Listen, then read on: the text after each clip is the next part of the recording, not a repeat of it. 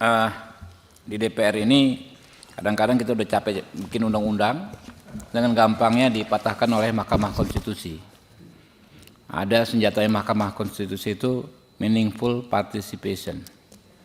The right to be heard, hak untuk didengar, the right to be considered, dipertimbangkan, the right to be explained. Nah, ini yang barusan dipraktekkan oleh Pak Sudesam Tandra. Ya. Jadi nanti ini bisa ini Pak, jangan patah hati juga Pak kalau disampaikan begitu oleh Pak Tandra. Ini bagian dari dialog kita untuk memenuhi ketiga unsur tersebut.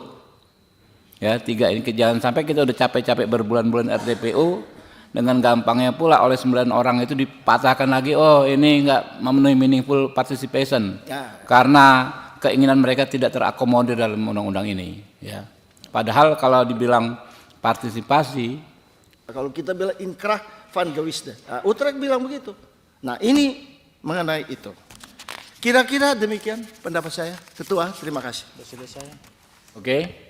Semua sudah selesai. Jadi rekan-rekan, di DPR ini kadang-kadang kita udah capek bikin undang-undang, dengan gampangnya dipatahkan oleh Mahkamah Konstitusi. Ada senjatanya Mahkamah Konstitusi itu meaningful participation.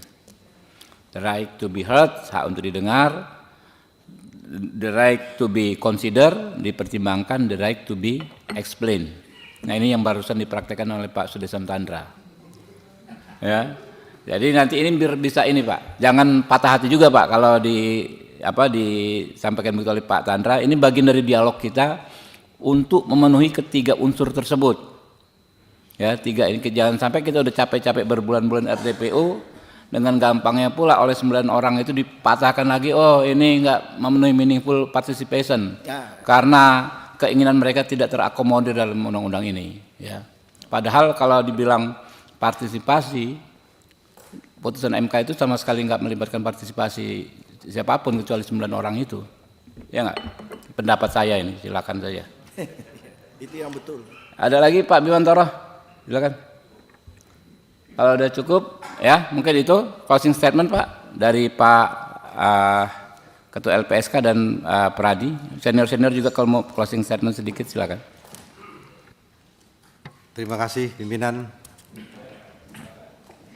Pada closing statement ini kami memberikan pernyataan sebagai pertama bahwa terdapat urgensi adanya pengaturan fungsi perlindungan dalam RUU KUHP. Dan LPSK, Wakil Ketua LPSK yang kami tunjuk dan atau TA siap untuk bergabung dalam rangka perumusan peraturan perundang-undangan. Oke, sorry tadi lupa teman-teman Pradi tadi nanti minta 1 orang Pak menjadi semacam LO ke sini Pak. Tapi jangan yang senior aja, yang di belakang-belakang itu salah satu. Jadi masukin usul-usulan teknis, nanti berkoordinasi dengan di belakang. Ya 1 orang ya Pak ya. Oke Pak Ahmadi, terima kasih. Siap, Pak, kita sudah rekan Pradi silakan. Baik, bagi kami Pradi luar biasa dapat menyampaikan sejumlah pemikiran kita yang sudah sangat lama kita ingin sampaikan, dan harapannya agar menjelang KUHP berlaku nanti tahun depan, KUHP ini dapat bisa selesai dan dapat bisa seiring dengan kepentingan-kepentingan yang ada di KUHP.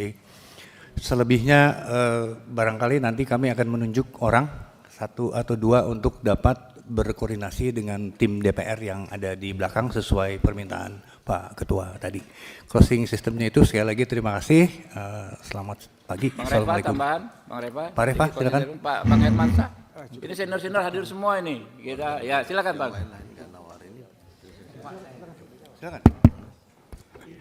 Izin Ketua yang sangat saya hormati, yang sangat saya banggakan, anggota Komisi 3. Saya singkat aja Pak Ketua Komisi menambahkan yang tadi. Kalau kita lihat KUHP yang lama, Undang-Undang Nomor 8 Tahun 81, itu kita kenal dengan prinsip minimum pembuktian, pasal 183. Nah, ini maaf di dalam RUU ini saya tidak melihat ketentuan itu dimasukin. Manakala minimum pembuktian ini tidak kita atur, artinya kita memberikan kebebasan ke hakim sebebas-bebasnya.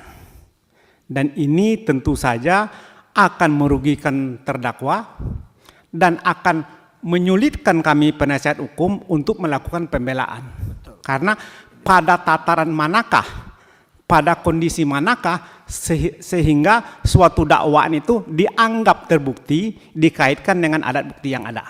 Jadi kami sangat mohon kepada bapak-bapak yang sangat terhormat pada Komisi 3 ini, kalau memang ingin melakukan penguatan kepada keadilan dan kepada hak-hak terdakwa dalam melakukan pembelaan, mohon supaya substansi pasal 183 yang sekarang ada pada Undang-Undang Nomor 8 Tahun 81 tetap diadopsi, dimasukkan di dalam KUHP yang akan kita susun kemudian. Terima kasih Ketua.